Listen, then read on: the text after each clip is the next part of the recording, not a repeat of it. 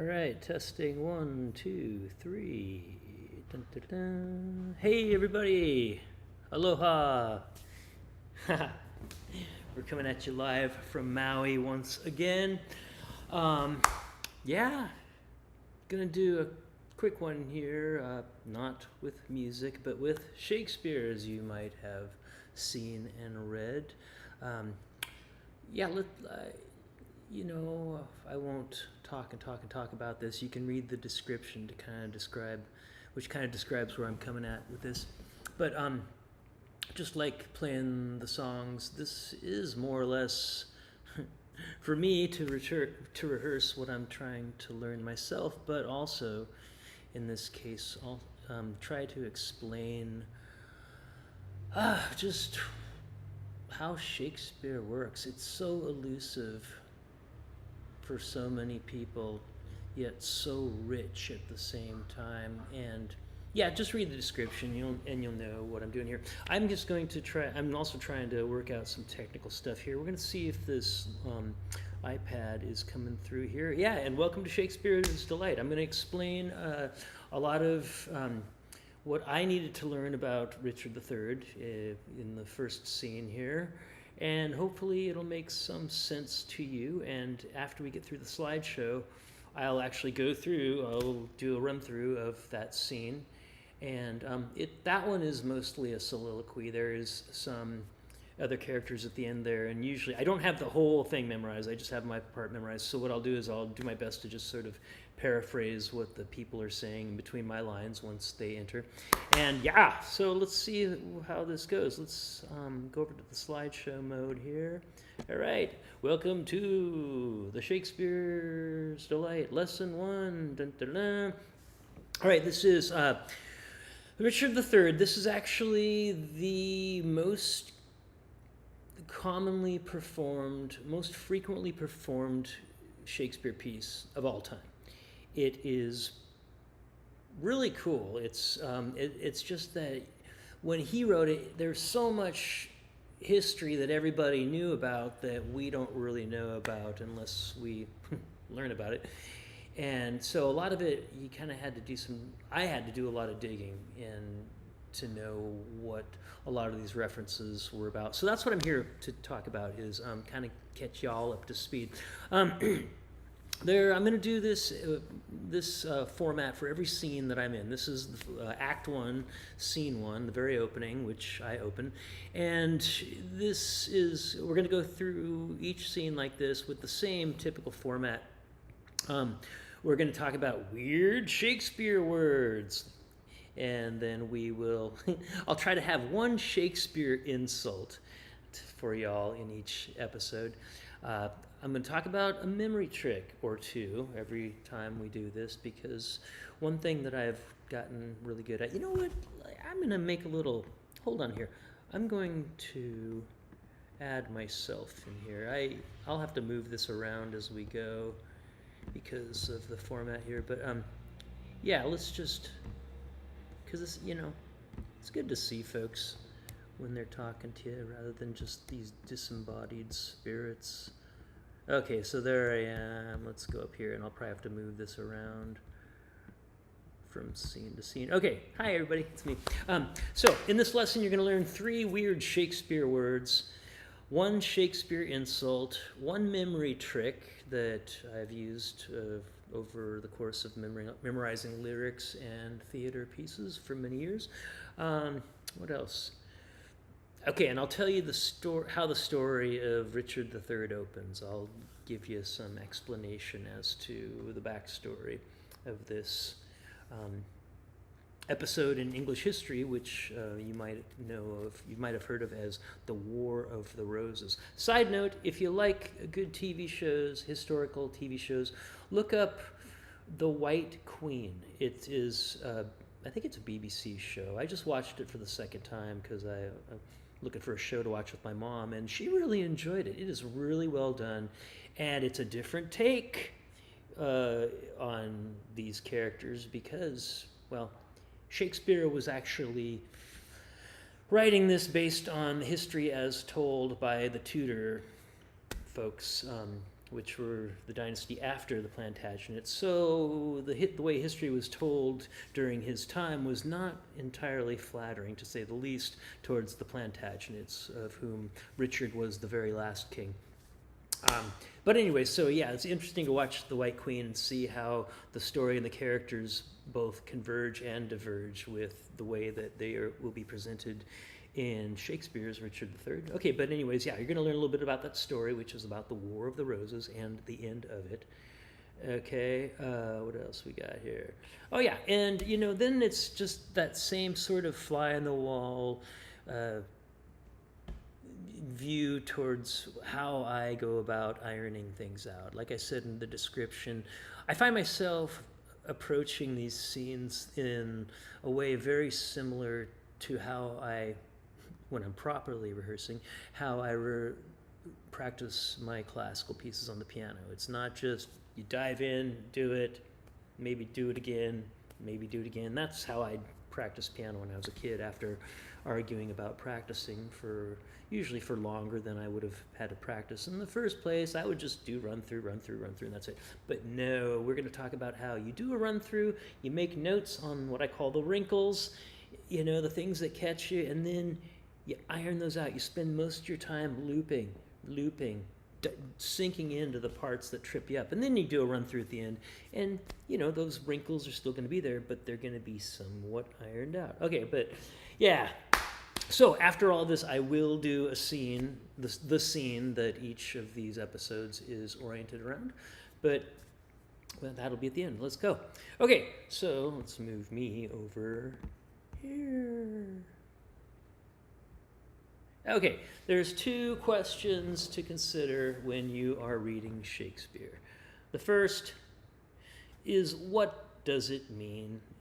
This is English, but I don't know what they're saying. That is probably the way 99.9% of people get frustrated with Shakespeare when they go to a play and they're like, I know this is English, but I am completely lost. Yeah, that is still me on plays that I haven't really read at home. But it gets easier. It does get easier. As you acquire the language, like I just went and saw The Tempest at Churchill High, and it was great. They kind of made it a futuristic alien spaceship setting. I like that.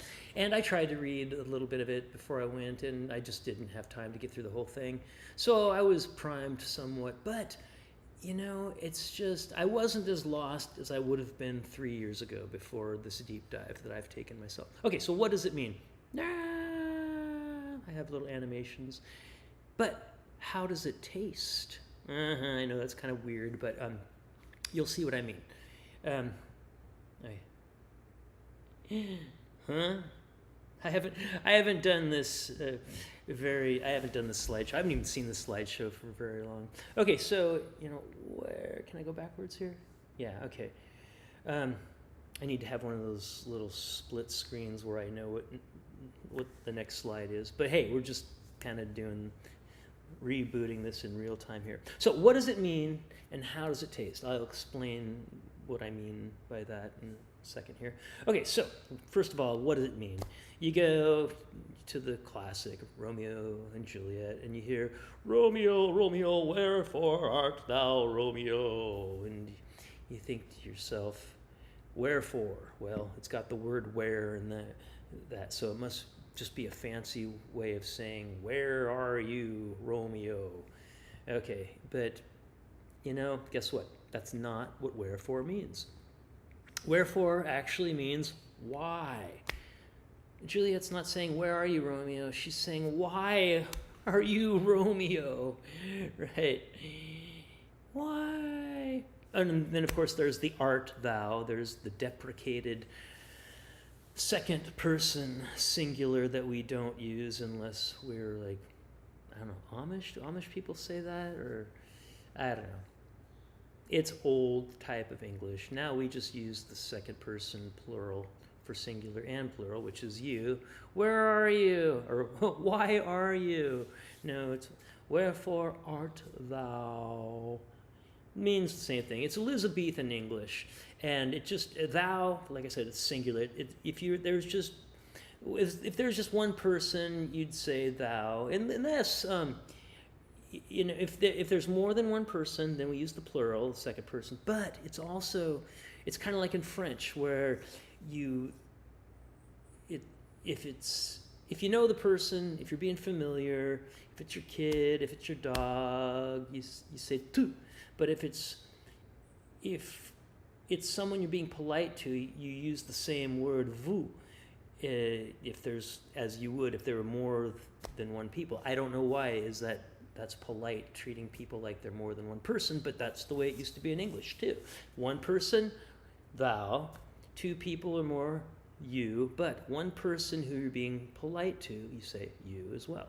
So you will see Richard in the play kind of oscillating between using thou for one person and you for one person, sometimes in the same scene, and I don't know if it's indicative of the real-time shift in his relating to that person mid-scene. I don't know. This is the kind of stuff I'm still figuring out. Okay, thou started to become impolite to use in the 17th century, so that was when it started to be deprecated. And yeah, in modern English, you replaced thou. So, Romeo, Romeo, wherefore art thou, Romeo? Is essentially Juliet saying, oh, Romeo, why are you Romeo? It's not where are you, it's like, why does it have to be you? In other words, why did I have to fall painfully in love with one of my family's worst enemies? Ah! And that's what the whole story is about. The star-crossed lovers, as it were. Okay, but what am I talking about when I say, how does it taste? Okay, that's kind of funny, but it's really about how you can start experiencing Shakespeare as a performer, even before you start to learn hardly anything about the language, because half of Shakespeare is knowing what they're talking about, but half of Shakespeare is knowing how to deliver these words. Like, look at this. Okay, so thou sodden-witted lord, thou hast no more brain than I have in mine elbows. Okay, that's from Troilus and Cressida, Act 2 and Scene 1. This is one of the insults. It's your first Shakespearean insult. Yeah, it is. Let's take this in 3 steps. I don't know how many steps, I can't remember, but let's take this in several steps. The first thing you want to do is just read it yourself, okay? Let's give you 5 seconds to do that. Okay, good. You read it to yourself. Now, mumble it to yourself, just like you're a crazy person walking down the street. Thou sodden-witted fool, thou hast no more brain than I have in my elbows. Thou sodden-witted fool, thou sodden-witted lord, thou hast no more brain than I have in my... Okay. Now, say it normally, casually, like you're just saying it to a friend. Thou sodden-witted lord, thou hast no more brain than I have in mine elbows. Thou sodden-witted lord, thou hast no more brain than I have in mine elbows. Now say it casually, but say it one word at a time. Don't let the words just kind of glide in one to the next as normal speech would have it.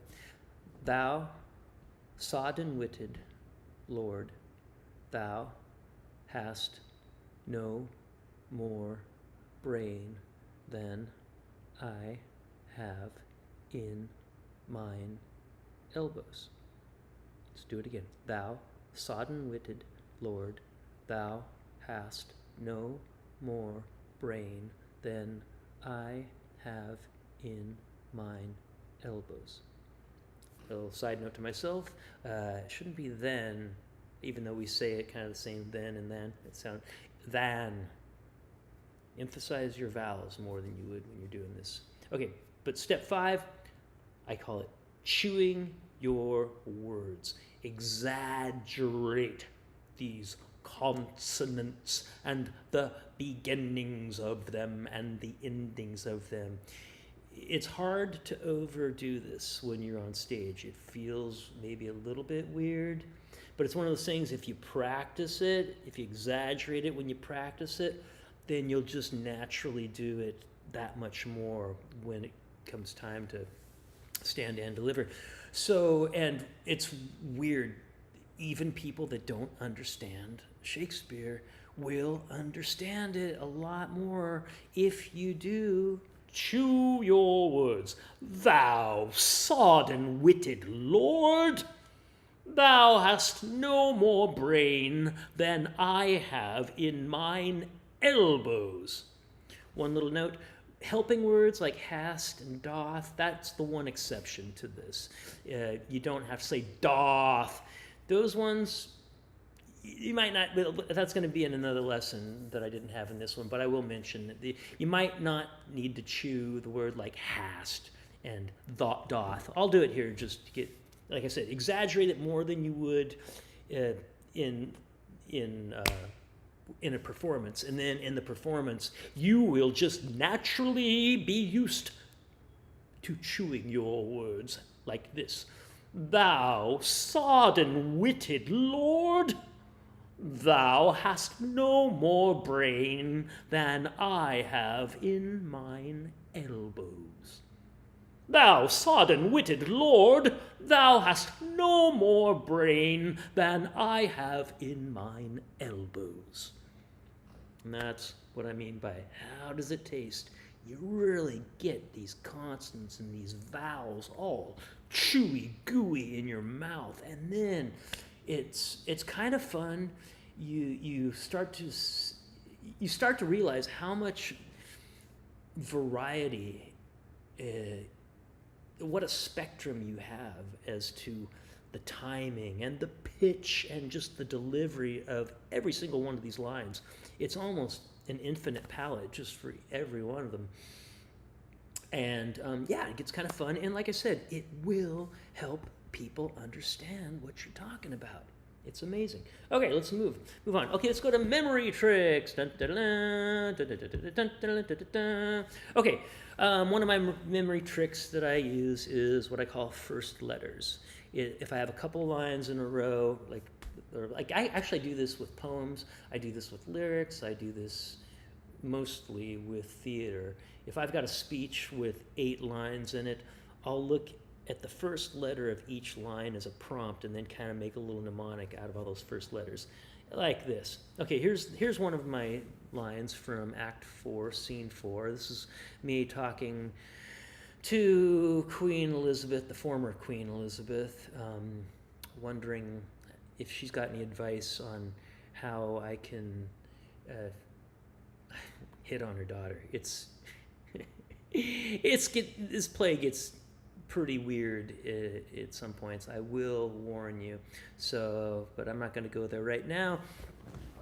This is me saying to Elizabeth, "Be not so hasty to confound my meaning. I mean that with my soul I love your daughter, and do intend to make her Queen of England. Be not so hasty to confound my meaning. I mean that with my soul I love your daughter, and do intend to make her Queen of England." Okay, how do I remember that? Well, there's one group of 3 lines, and the first letters are B. B starts with B. I starts with I. And A, and starts with A. B, not so hasty to confound my meaning. I mean that with my soul I love your daughter, and do intend to make her Queen of England. And so, this is just me being silly, but you get to make your own tricks however they work for you. For me, I would always think of Queen of England, Bia. Sorry. And that's how I remember that line. Yeah, so you can do that with anything. Just a group of lines you need to know. Sometimes I make word, it's rare that it's actually going to spell a word with all of the first letters, but you can usually find some way to just get that impression of those first letters that go along with the first word of each line in a way that, it's just one of these mnemonics. There's physical mnemonics, there's situational mnemonics, there's sing-songy mnemonics. We're going to get to a lot of those. It's all about having fun, and memorization doesn't have to be as hard as people think it is. Okay, so every line has its own special rhythm and groove to it. This Shakespeare stuff is far more musical than you might imagine. The melody that's inherent in the line, the possibilities of melody, all the different ways that the melody and the rhythm can go of each one of these lines. Sometimes the smallest little tweak in the pitch, the tessitura is the fancy word for kind of like the roller coaster of the pitch, the roller coaster of the pitch, and the timing of the pitch. The smallest little tweaks of the rhythm and the melody can sometimes kind of alter the interpretation of that character in that particular performance or production quite remarkably. Anyways, sometimes, like I was saying, okay, every line does have its own special rhythm, and sometimes all you need is just to get that first word to get the ball rolling. So be not so hasty to confound my meaning. I mean that with my soul I love your daughter, and do intend to make her Queen of England. Okay, a trick like this can trigger the first words of each line in real time. Boom, boom, boom. Okay, that's memory trick number 1. I call it first letters. Okay, what do we got next? Okay, story time. I need a little underscore for this. Something kind of Elizabethan. Let's take that capo off and be in tune.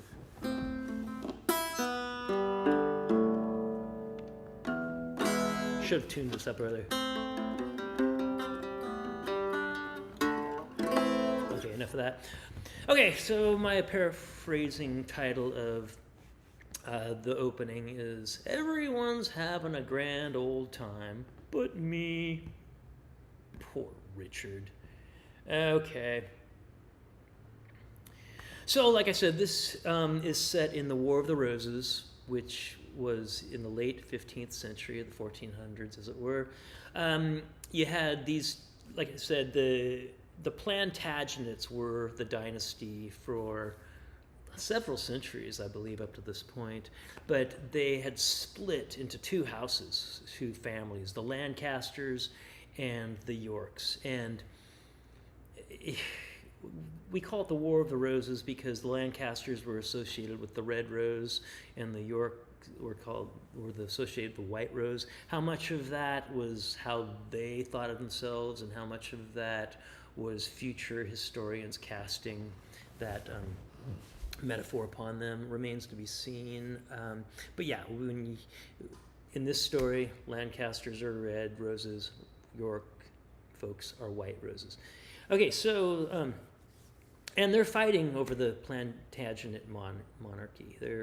There's a dispute about who the king is, and it turns into a civil war, a terrible civil war that's been going on and on up to this point. Okay, so Edward IV, who is one of the Yorks, he, right before this play opens, and by the way, Shakespeare has plays that we know as comedies, like Midsummer Night's Dream, and then we have tragedies like Romeo and Juliet. These ones are in a class by themselves called the Histories. There was Richard II. Let's see if I can remember all these. Richard II, then I think Henry IV, number 1, Henry IV, number 2, Henry V, and then Henry VI, number 1, number 2, number 3, and then Richard III. Now, it's kind of like Star Wars. There's those 8 in a row, but he wrote the second 4 first. So he first wrote Henry VI, 1, 2, 3, and then Richard III, and then came back and did the prequels, Richard II, Henry IV, number 1 and 2, and Henry V. So it's kind of all jostled like that. But if a lot of this play is assuming that you knew what happened in the previous episode. And in the previous episode, Edward IV has just defeated the Lancaster king, Henry VI. And for all practical purposes, yay, the war's over. Aww.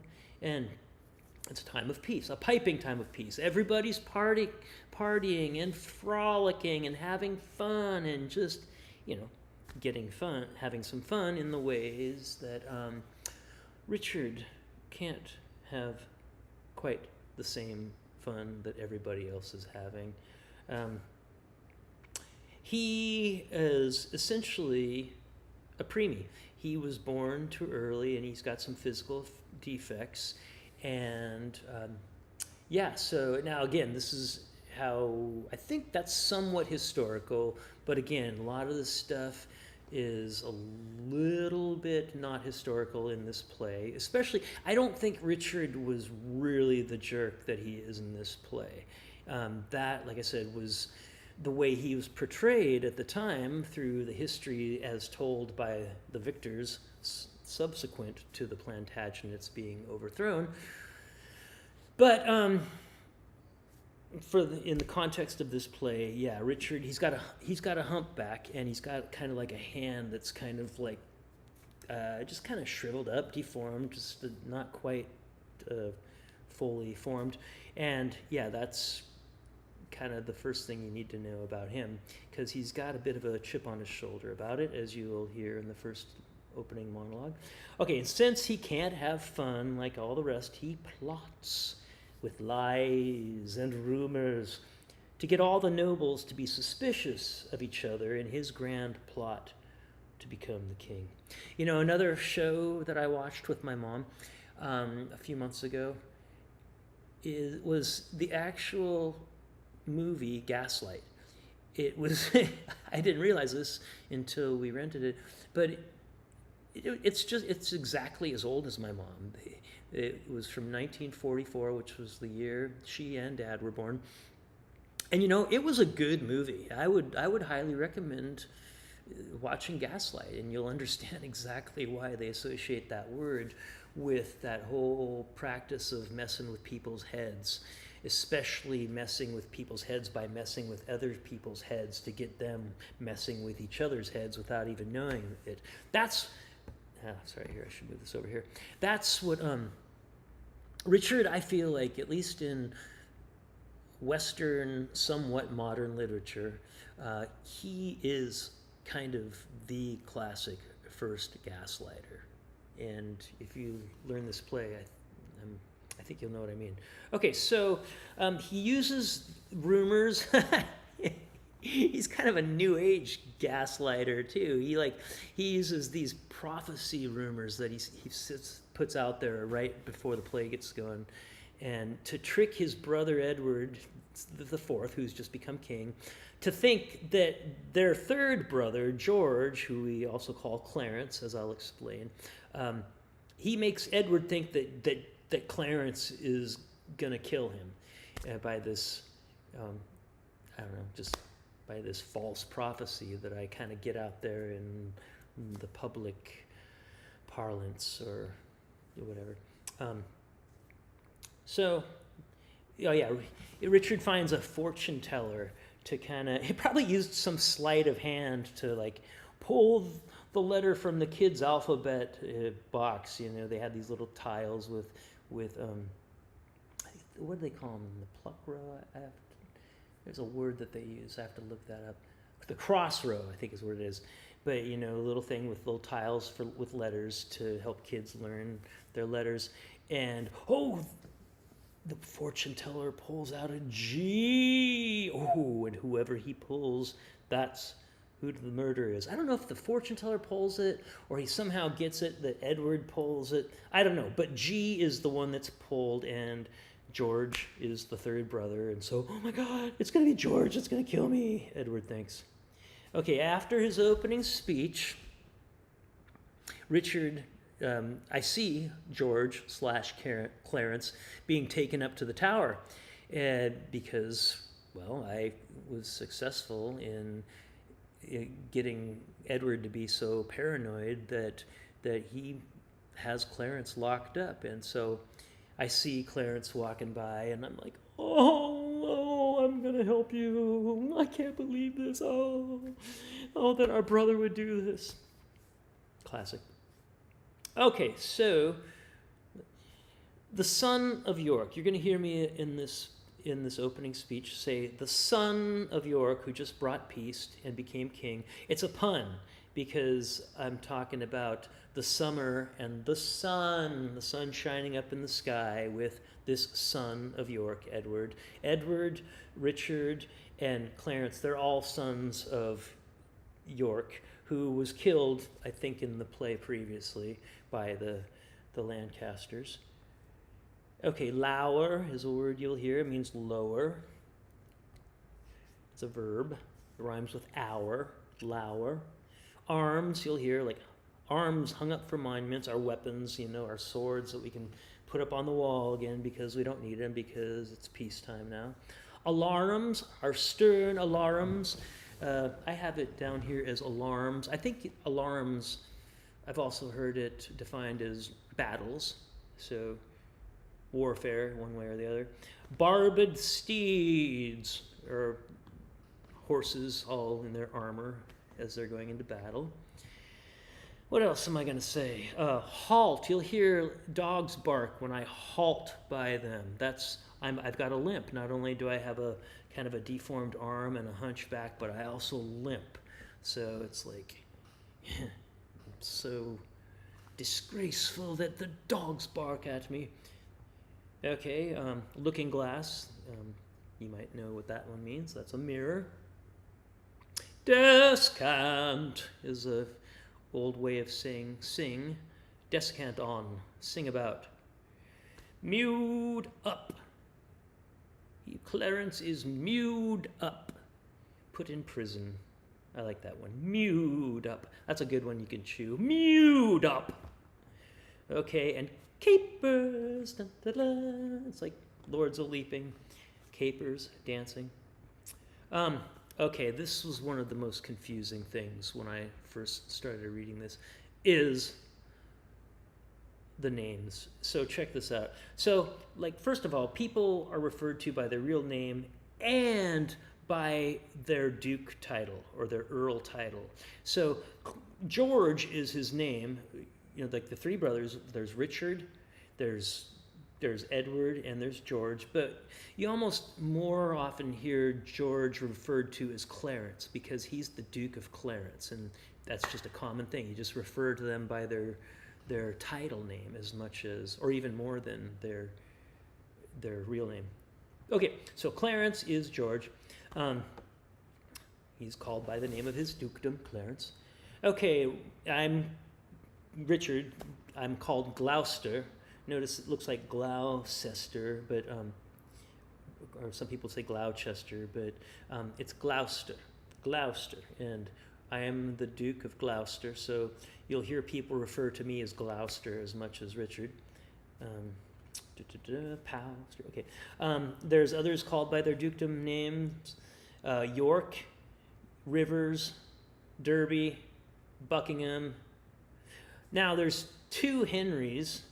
There's two Richards, two Margarets, two Elizabeths, and three Edwards that are on different sides of this conflict. So you're to be forgiven if you're kind of lost trying to figure this out, reading it for the first time, because you're like, which Henry, which Richard, which Margaret, which Elizabeth, which Edward? There's too many people with the same names back then. So that's one of the things you have to start to wade through. Okay, so where are we here? Director's notes. Let's see. That might be something from a different... that might be just me, notes to myself. Give me I think this was... This was actually from a subsequent scene.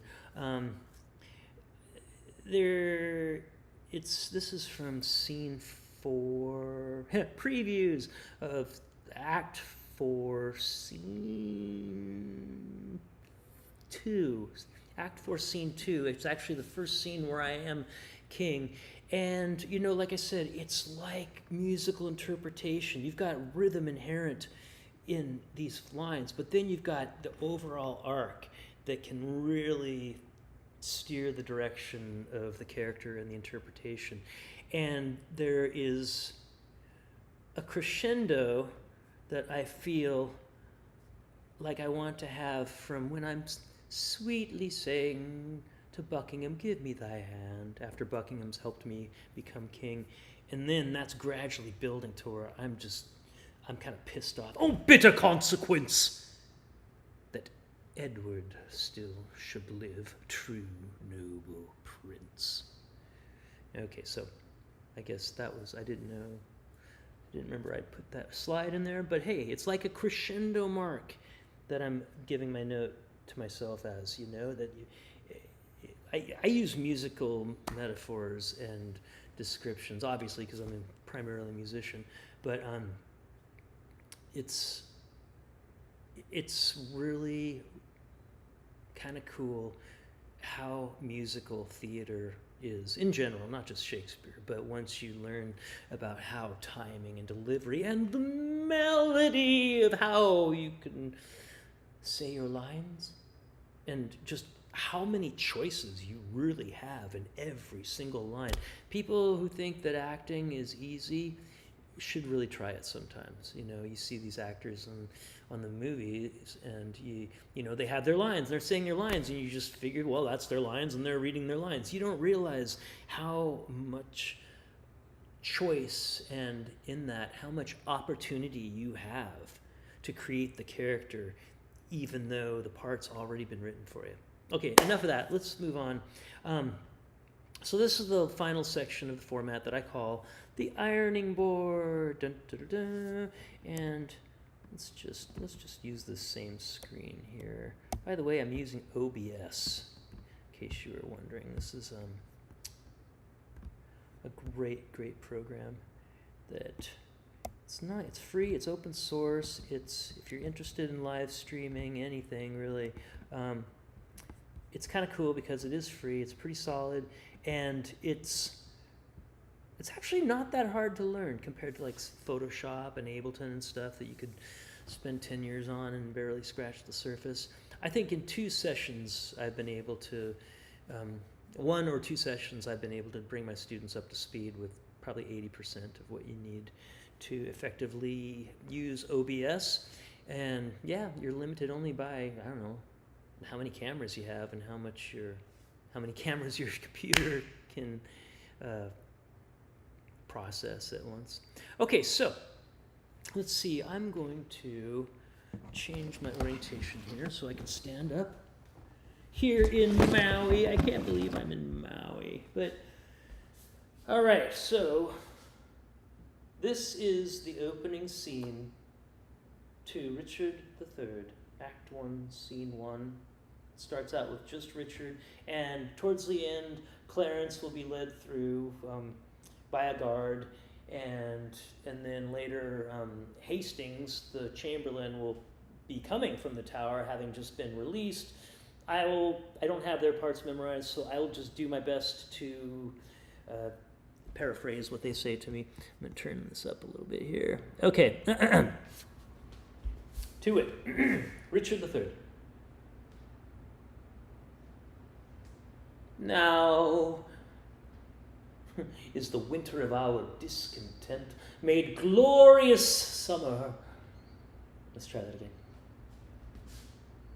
Now is the winter of our discontent made glorious summer by this son of York, and all the clouds that lowered upon our house in the deep bosom of the ocean buried. Now are our brows bound with victorious wreaths, our stern alarms, our bruised arms hung up for monuments, our stern alarms changed to merry meetings, our dreadful marches to delightful measures. Grim-visaged war hath smoothed his wrinkled front, and now, instead of mounting barbed steeds to fright the souls of fearful adversaries, he capers nimbly in a lady's chamber to the lascivious pleasing of a lute.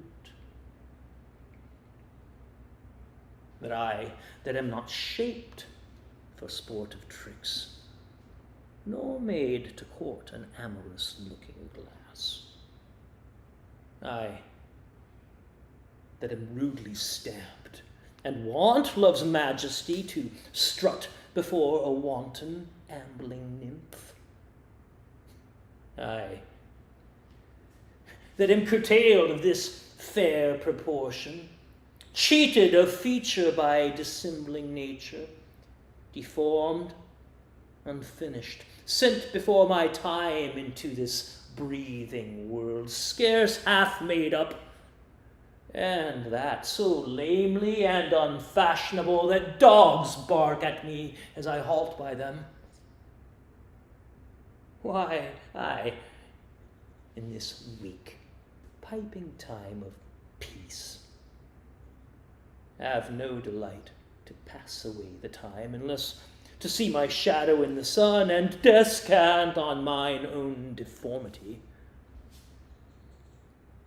Therefore, since I cannot prove a lover to entertain these fair, well-spoken days, I am determined to prove a villain and hate the idle pleasures of these days.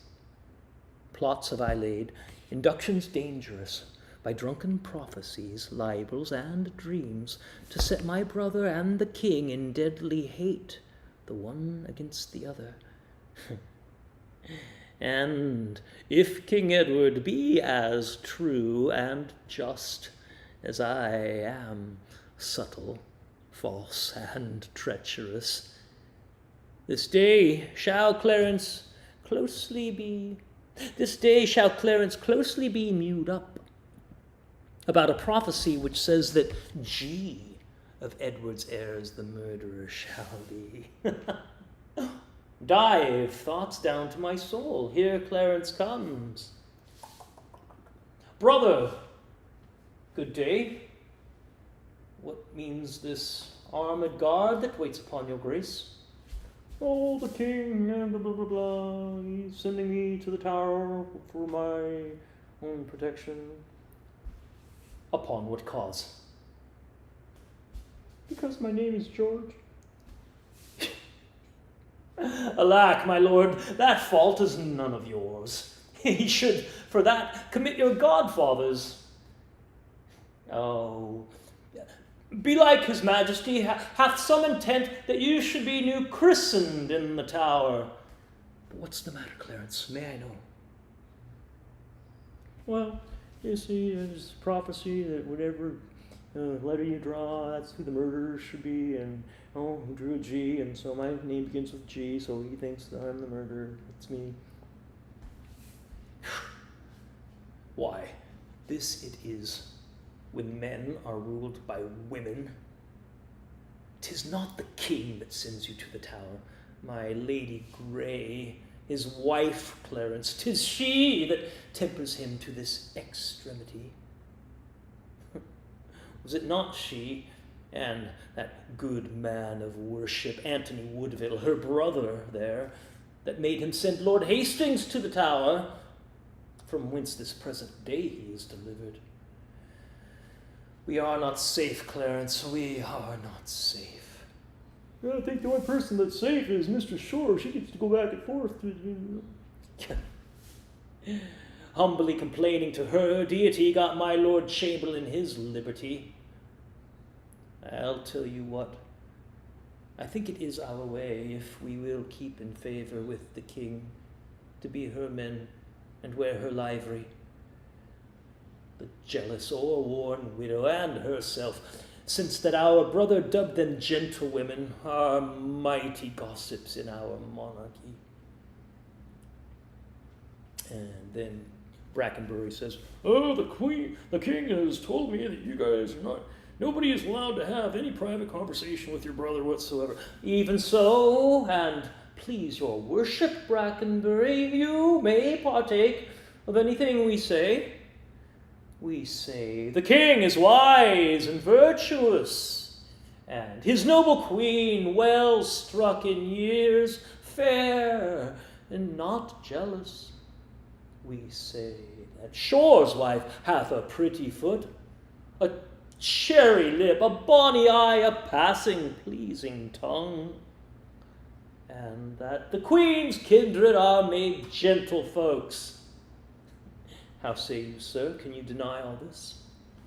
"Oh, I don't have naught to do with Mr. Shore." "Naught to do with Mr. Shore. I tell thee, fellow, he that doth naught with her, excepting one, were best to do it secretly, alone." "Which one would that be?" "Her husband, knave. Wouldst thou betray me?" Clarence says, "We know your charge, Brackenbury, and we'll obey. We are the queen's abjects and must obey. Brother, farewell. I will unto the king, and whatsoe'er you will employ me in, were it to call King Edward's widow sister, I will perform it to enfranchise you. Meantime, this deep disgrace in brotherhood touches me deeper than you can imagine." Oh, I don't like it much either. "Well, your imprisonment shall not be long. I will deliver you, or else lie for you. Meantime, have patience."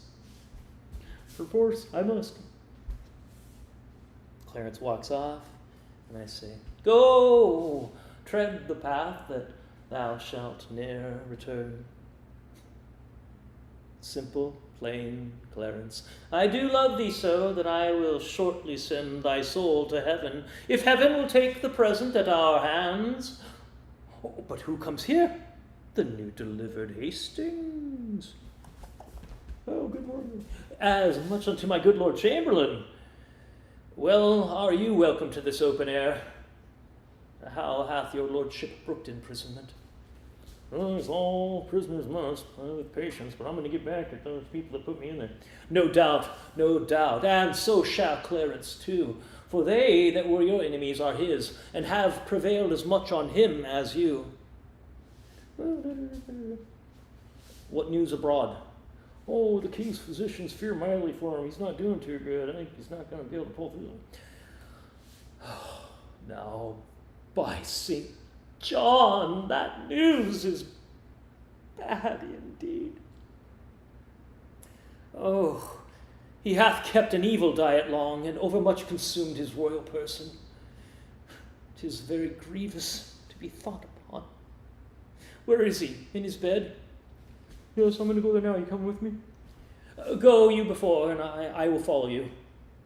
Hastings leaves. He cannot live, I hope, and must not die till George be packed with post-horse up to heaven.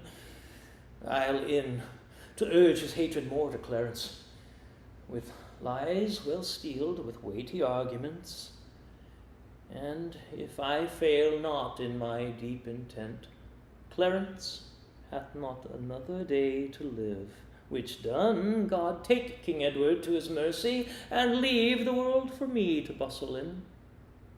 For then I'll marry Warwick's youngest daughter. What? Though I killed her husband and her father, the readiest way to make the wench amends is to become her husband and her father. The which will I, not all so much for love as for some other secret close intent, by marrying her which I must reach unto. But yet I run before my horse to market. Clarence still breathes, Edward still lives and reigns. When they are gone, then must I count my gains. Scene 2. Okay, one thing that I should add to the historical notes. that's important to know about this scene is when I talk about King Edward's widow. So, and you'll get this if you watch this is where actually that show, The White Queen, starts with what is obviously historical, I imagine, because it happens both in that movie and in the play.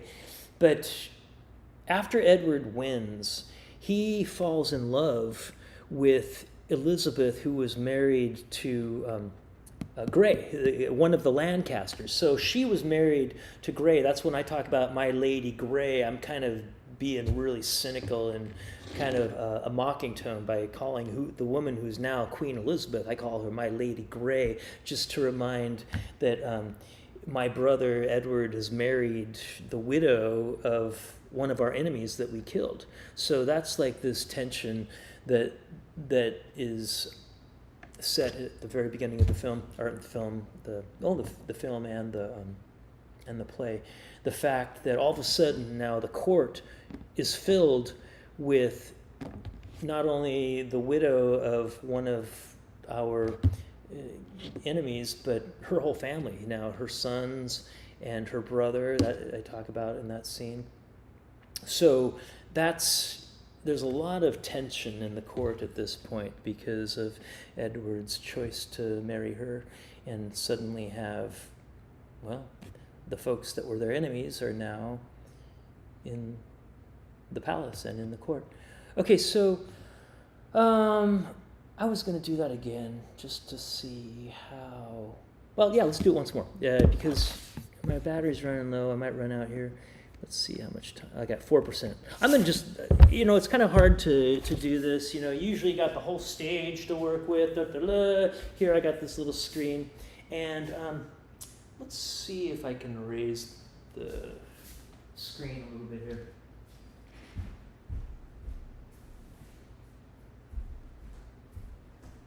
I feel like I'm bearing down, looking downward on this.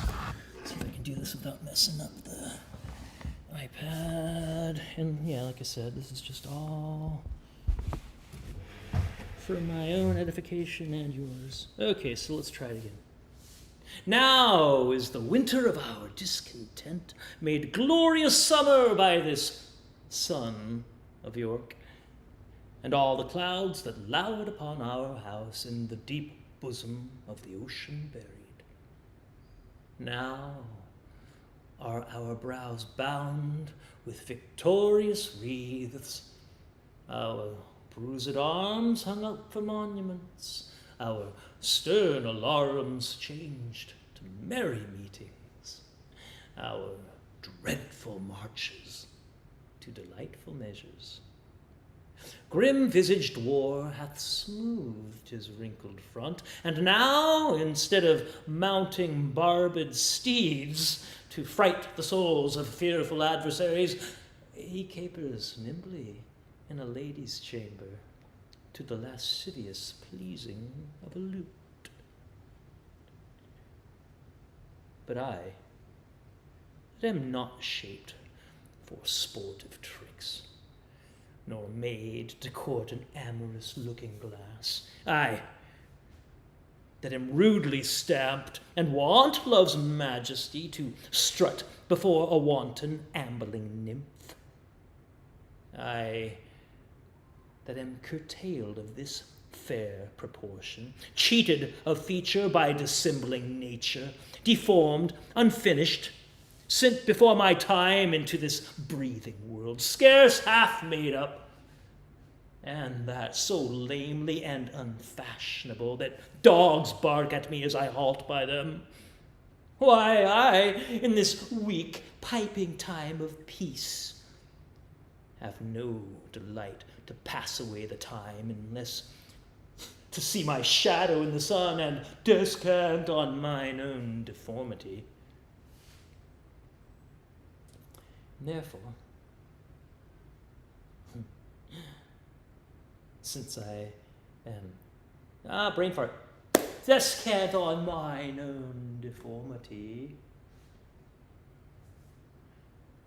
Therefore, since I cannot prove a lover to entertain these fair, well-spoken days, I am determined to prove a villain. and hate the idle pleasures of these days. Plots have I laid, inductions dangerous, by drunken prophecies, libels, and dreams, to set my brother Clarence and the king in deadly hate the one against the other. And if King Edward be as true and just as I am subtle, false, and treacherous, this day shall Clarence closely be mewed up about a prophecy which says that G of Edward's heirs the murderer shall be. Dive thoughts down to my soul, here Clarence comes. Brother, good day. What means this armed guard that waits upon your grace?